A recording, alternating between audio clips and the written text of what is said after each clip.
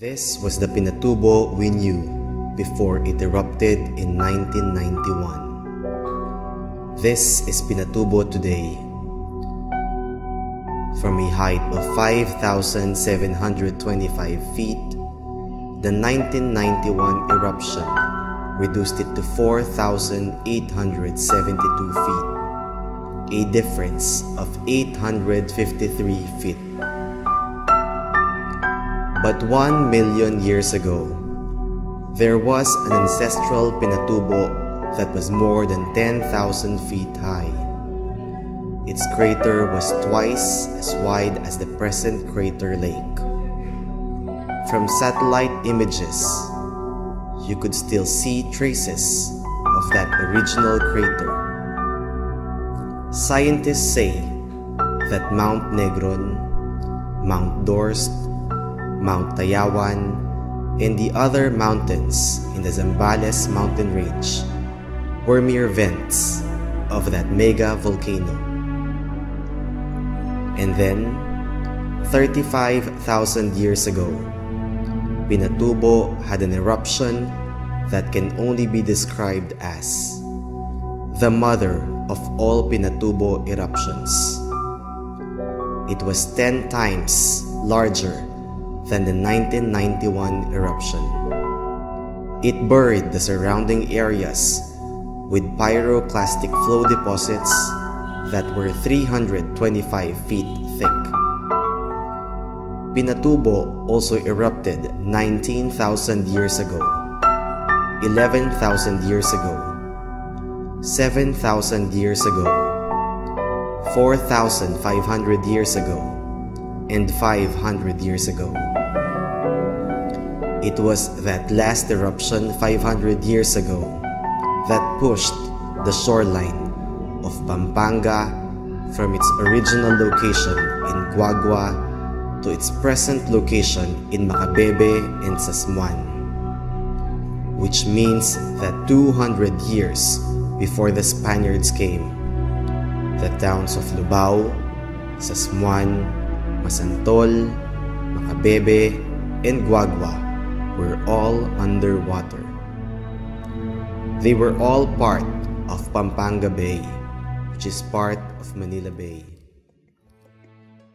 When the Spaniards came to Pampanga in 1571, they had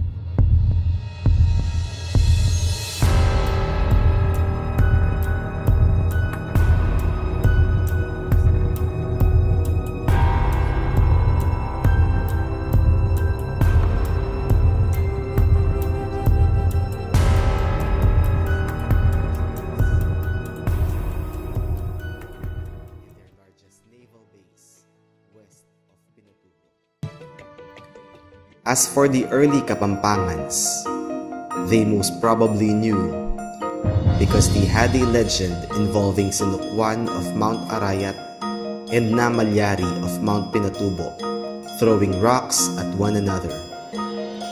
Modern-day Kapampangans did not know what that legend meant until Mount Pinatubo erupted in 1991. But there was one people that had always known that Pinatubo was a volcano, the Aitas. They had a legend about a giant turtle digging a hole at the peak of Mount Pinatubo and in the process throwing rocks, mud, and dust all over the region, and howling and producing fire from its mouth. But all these legends and clues disappeared over time, until one fine day in April 1991, when residents on both sides of Pinatubo noticed white smoke rising out of the mountain. They were the first clear sign that the sleeping volcano had awakened once again. Why did Mount Pinatubo erupt in 1991? The quick answer to that question is because it was time. If we look at the record of previous eruptions, The periods of response had been progressively shortening. Look at the gaps between eruptions. 18,000 years, followed by 8,000 years, followed by 4,000 years, followed by 2,700 years, followed by 1,600 years. The gap between 1991 eruption and the previous one was only 500 years. Was that the normal, according to the record of progressively diminishing gaps between eruptions? Or was it premature by 500 or 1,000 years? To answer that question, let us see what happened before 1991. In 1982, the Philippine National Oil Company, or PNOC, started hydrothermal exploration on Mount Pinatubo to help solve the country's energy problem. Actual drilling started in 1988 and lasted until March 1990, only 15 months away from the 1991 eruption.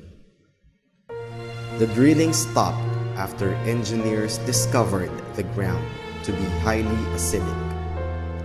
ITAS blamed PNOC for the eruption, but to be fair, the drilling pipes reached only a maximum depth of 2.7 kilometers.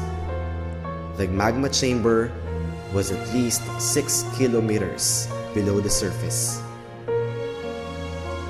On July 16, 1990, or 4 months after PNOC packed up and left Mount Pinatubo, a magnitude 7.8 earthquake struck central and northern Luzon. Although the epicenter was in Nueva Ecija, it rattled the local fault systems beneath Mount Pinatubo. 2 hours after the earthquake, a magnitude 4.8 earthquake struck the Mount Pinatubo area. It was not an aftershock from the major earthquake because it originated around Mount Pinatubo. Several more quakes were recorded on Mount Pinatubo, and on August 4, 1990, a rumbling sound was heard near the mountain, followed by a landslide and smoke.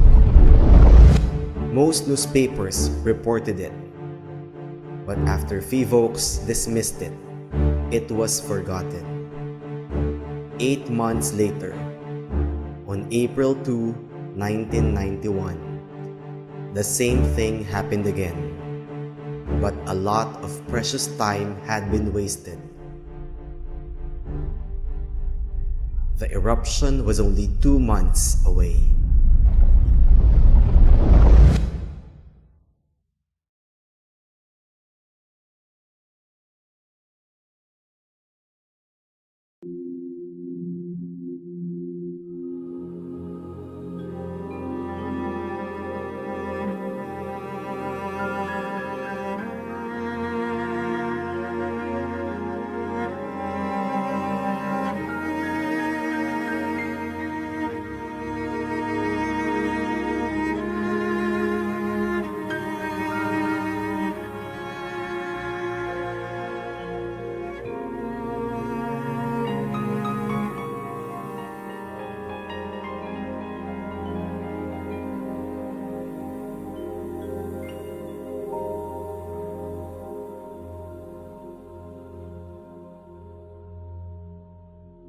Department kanina, magsadya kami naman kay coordination.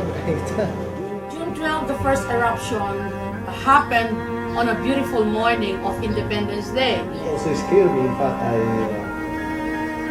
even called my sister who is based in Manila. I said, Emil, why don't you come home to San Fernando? There is a phenomenon happening right here, and it's This is something that you will never witness in your lifetime. Muulan ng bato, kako, ano? This is the closest that I got. Kasi gagaloy gabon, dadagundong. And the lahar was coming in higher than Del Rosario compound. If you have seen the 10 Commandments, you will believe that, you will now just believe that it can happen.